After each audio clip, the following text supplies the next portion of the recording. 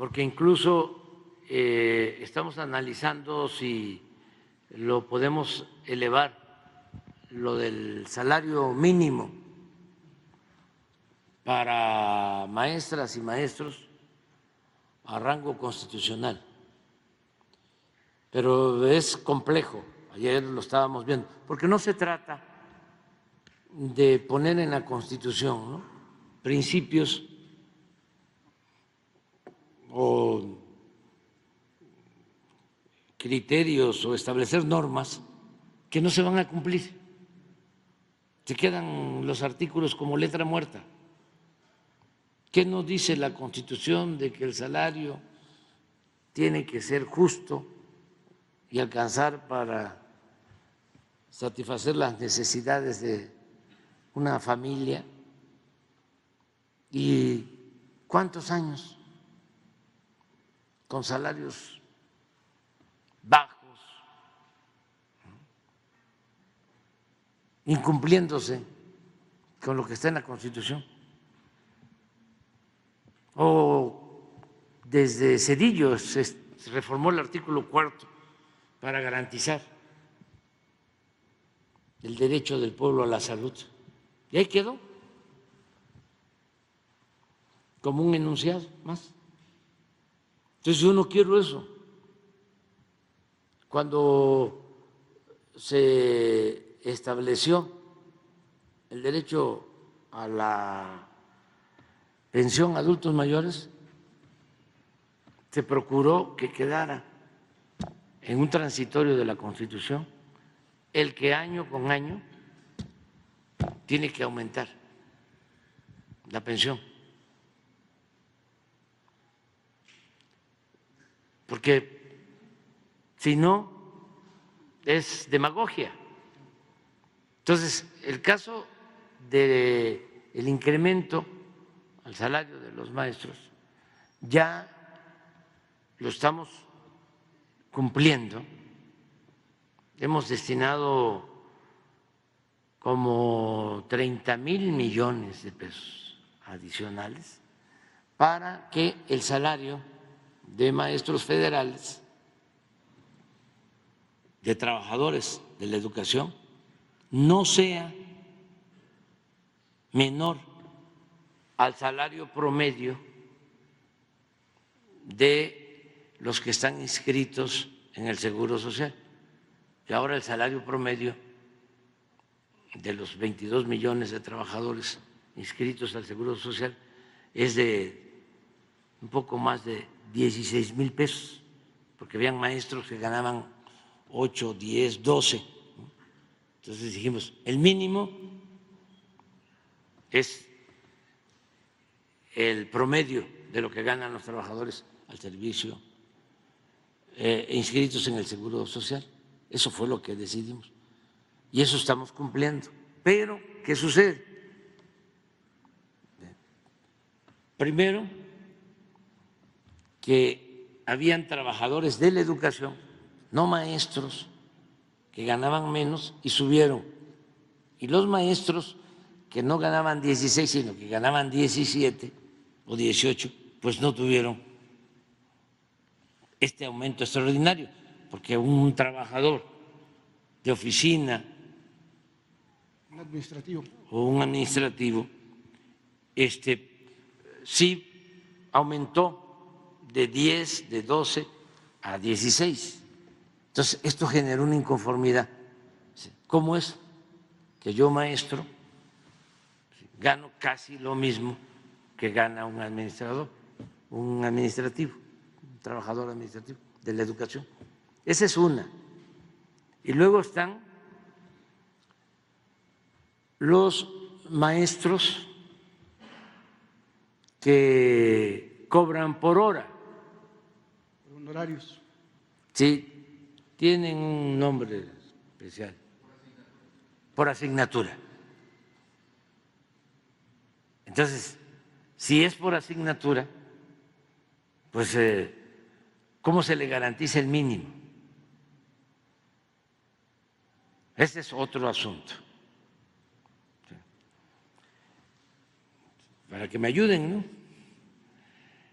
Y Otro asunto, otra cuestión que se tiene que resolver son los maestros estatales. Vamos a suponer que sí, es un maestro de tiempo completo. Estamos hablando también de educación pública, pero que le pagan los gobiernos estatales. Si establecemos en la Constitución de que los maestros de tiempo completo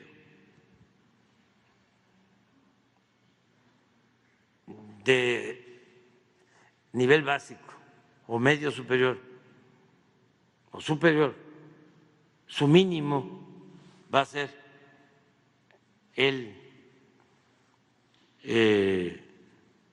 equivalente a lo que gana un trabajador en promedio. ¿Qué pasa con los estatales? Porque van a decir los gobiernos estatales, ¿y de dónde voy a obtener lo que me va a hacer falta? O sea, estoy viendo eso y quiero hablar con los gobernadores y pedirle que, pues, que todos ayudemos. Hoy vamos a tener reunión, es otro tema, es salud, es internet y en algunos casos ver con ellos lo de rehabilitación de edificios históricos, templos todavía afectados por los temblores, que ellos están ayudándonos para que antes de concluir nuestro gobierno queden reparadas estas instalaciones, edificios, templos, que no quede nada pendiente del plan de restauración. Y ahí podría tocar de una vez el tema de… Y sí les voy a hablar de este docentes. tema, ¿sí? A ver cómo le hacemos, pero sí puedes poner lo de la gráfica de los ingresos de los trabajadores, de lo del seguro. Es así como hay un mínimo, ¿no? General, que ahora está en 6,000 o ¿cuánto es mensual? El mínimo, 6 o 7,000. El mínimo, Sí, 7,000. con el aumento. 400. Claro.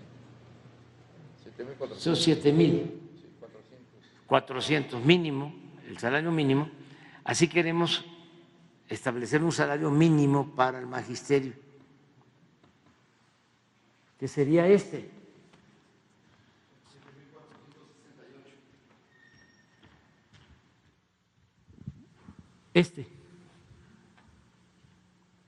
Que es el salario medio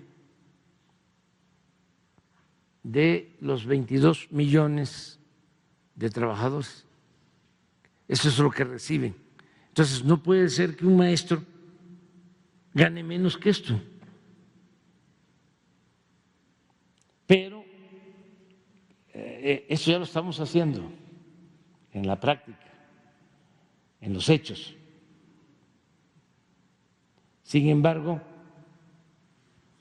falta lo de trabajadores administrativos estatales, los maestros de asignatura, para que no es fácil establecerlo como una reforma en el 27, en el 123.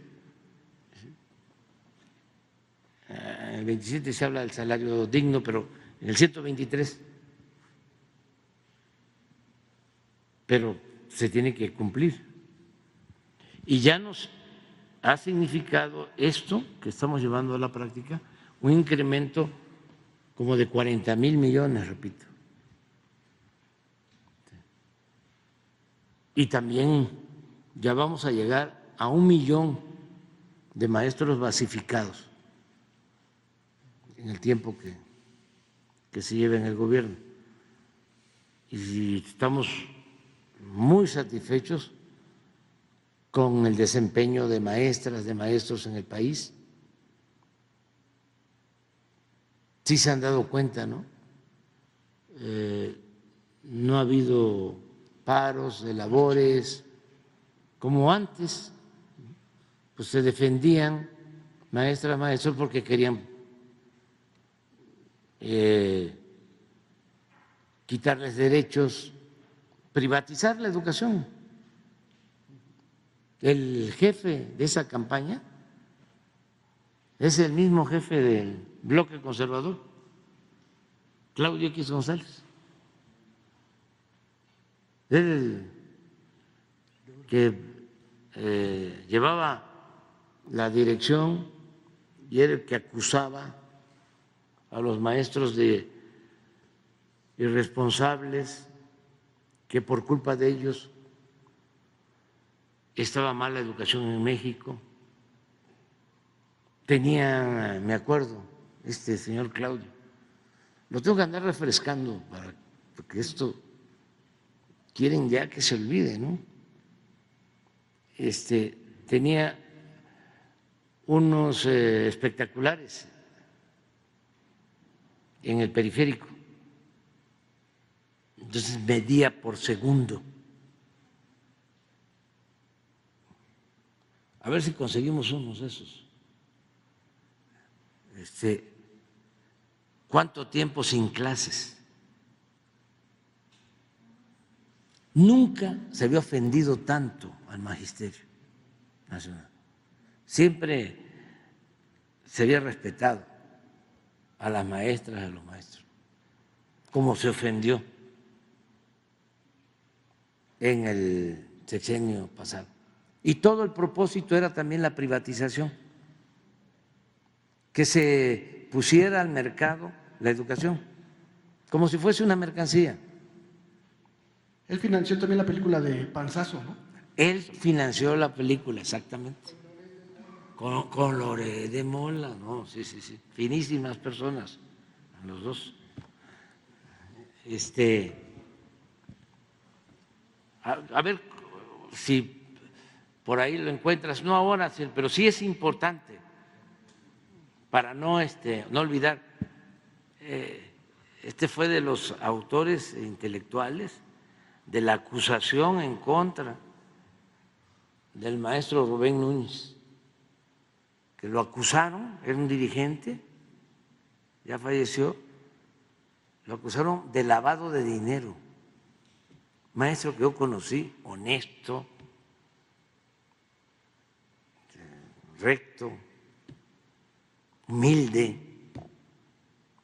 Imagínense llegar a acusarlo de lavado de dinero para poderlo meter a la cárcel, en una cárcel de alta seguridad. Una campaña autoritaria,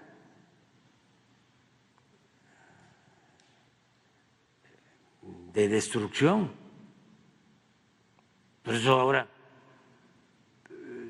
no hemos tenido problema con los maestros, pues es tratarlos como se merecen, respetarlos.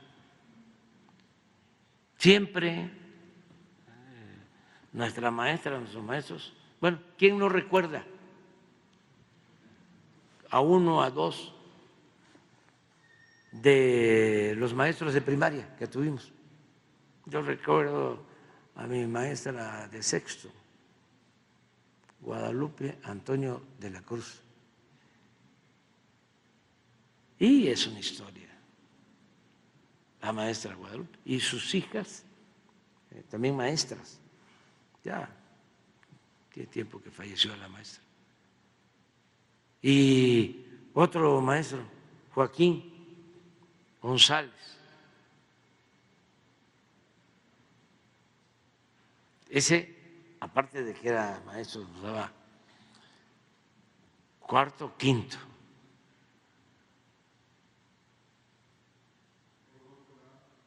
A ese fue secundaria. Pero esto es el maestro Joaquín había estudiado en la escuela rural de Selchacán, Campeche. Nosotros en Tabasco fuimos educados por maestros tabasqueños, pero también llegaban muchos maestros de Yucatán y de Campeche. Y esa escuela rural, Selchacán, como la del Meche, como todas esas escuelas, muy famosas, importantes. Pero este maestro, aparte de que era buen maestro, jugaba béisbol, imagínense. ¿Cómo lo voy a olvidar? Pero así, todos recordamos. Pero de repente llegan estos tecnócratas irresponsables, fresas, fifís, a querer hacer a un lado, a desaparecer la educación pública.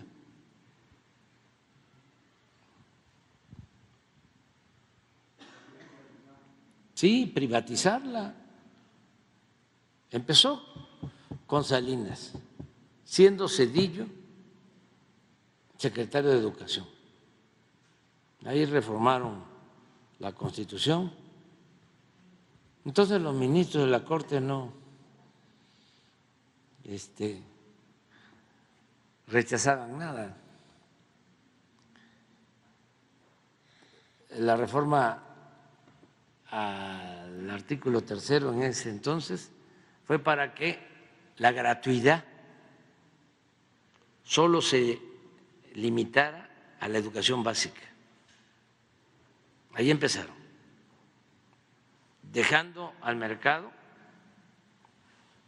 la educación media superior y la educación superior. Y a partir de ahí empezaron a crecer las escuelas particulares. Negocio, todo negocio, el pago de colegiaturas. Pero llegó al tiempo que pues ya no crecían, porque ¿de dónde va a sacar la gente, la mayoría de los mexicanos, para pagar colegiaturas? Entonces, sí creció en relativamente poco tiempo la matrícula de escuelas particulares, pero luego se estancó, porque una colegiatura, por muy poco que sea, el que tiene 2, 3 niños, niñas, ¿cómo? ¿De dónde? Por eso la educación no es un privilegio, es un derecho del pueblo. Pero eso les cuesta mucho a los oligarcas. Y se dan casos todavía más lamentables de los que estudian en escuelas públicas, que estudiaron porque el Estado les apoyó, recibieron becas y llegan a ocupar cargos. El caso de Chong, para ponerle nombre, que desaparece el Meche, y él estudiaba en una escuela pública y viene de abajo y se vuelven ladinos.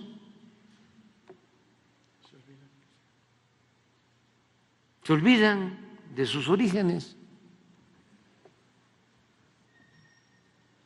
Y eso le llaman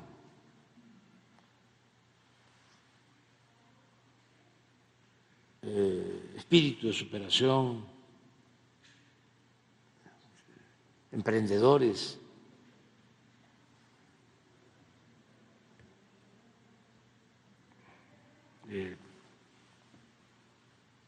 Pues sí, todo el mundo quiere superarse y tiene que haber movilidad social, y el hijo del campesino, el del obrero, del maestro, debe ascender en escala social con el trabajo, con el estudio, pero eso era precisamente lo que estaban queriendo desaparecer, al grado que para poder progresar, para poder salir adelante, había que abandonar el país. Eso fue en mucho tiempo el periodo neoliberal o neoporfirista. Entonces sí estamos viendo esto de la educación en estos días, estamos analizándolo, porque también no queremos dejar una carga al próximo gobierno, que no tengan márgenes y tengan que recurrir a deuda o aumentar impuestos para financiar el gasto. No. Sí hay cosas que son fundamentales, por ejemplo, esto de las pensiones. Eso sí, este es un compromiso que vamos a cumplir. Y otros, desde luego, pero cuidando que no se comprometan recursos más allá de la capacidad de ingresos que tiene el país. Ok, presidente.